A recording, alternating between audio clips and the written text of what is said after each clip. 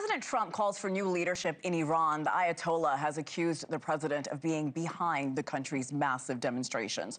Right now, the death toll from protests in the country have surpassed 5,000. That's according to an Iranian official. And this is happening as Mr. Trump prepares to attend the World Economic Forum in Davos, Switzerland, later this week.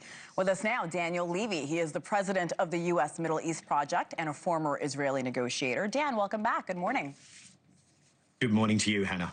The president is expected to highlight these new tariffs, his desire to take over Greenland, and possible U.S. involvement in Iran while he's in Davos.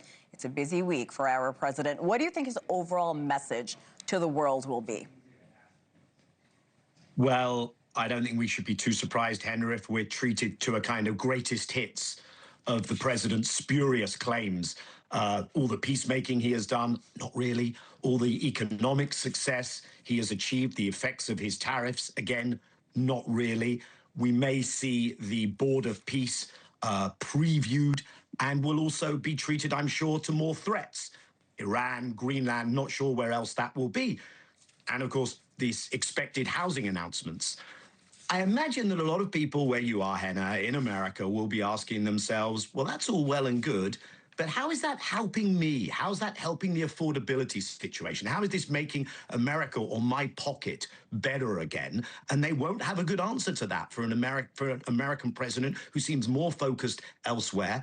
I imagine other people will be asking, wait a minute, you're doing all these overseas threats and missions, but we see our troops being deployed on my streets, whether it's Minnesota, Chicago, Los Angeles, and the rest of the world, I think, will be looking at this and saying, yes, America, especially under this unpredictable president, has tremendous disruptive power. They will pay tribute, they will try and shield themselves for this president, but they are also very rapidly, whether it's in Europe, Asia, the Middle East, are drawing the conclusion that we had a fragile international architecture. It wasn't perfect. It wasn't always adhered to, of law, of institutions, of multilateralisms. He is destroying those things, and that is not good for any of us. America isn't going to reassert primacy, and many of them will be doing what the Canadian Prime Minister has done. Actually, we're hedging and we're understanding that China is an important relationship in the future, and we will have to shield ourselves from a dangerous America. You mentioned Board of Peace. According to The Atlantic, the president is also asking for a $1 billion membership for the Board of Peace. We'll talk about that another time. When it comes to Iran, the Trump administration reinforced all options are on the table. That includes military options. What could he be considering for that deciding factor to go ahead with boots on the ground? Yeah, Hannah, can't resist it. Board of Peace. Let's just a second look at the language there.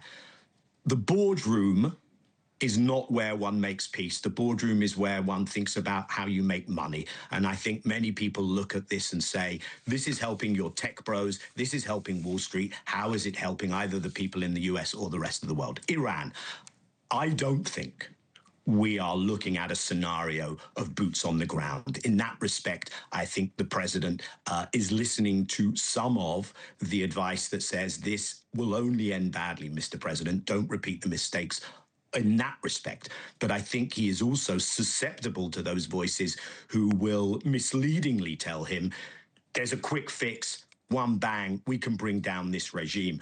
And the danger there, in addition to very irresponsibly encouraging Iranian people to go out and take risks, we know, we've been told, for instance, by Israel's channels, that there are agitators amongst the protesters. This isn't to absolve the regime, but they've said that the protesters themselves are being infiltrated by people who are killing regime people. So this is only going to get more ugly.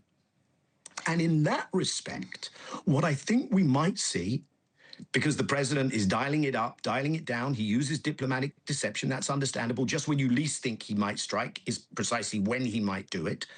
But what I fear we might see is an attempt to generate regime collapse, state collapse, chaos in Iran with no plan for the day after, where Iran will be an even greater mess. Think Syria, think Iraq for so many years, think Sudan, Libya, Yemen. And that is precisely how some in the region want it to be. And I think the Israeli side is in that place. But it's not how most of the region and Iran's neighbors want it to be, because they know that the consequences will spill over, whether it's the Gulf, whether it's Turkey, Pakistan, Afghanistan. That is a dangerous place to be. And I hope that I have no confidence that the president won't go there. Thank you for watching. Subscribe below and download our NewsNation app right now on your phone, and you will get fact-based, unbiased news for all Americans.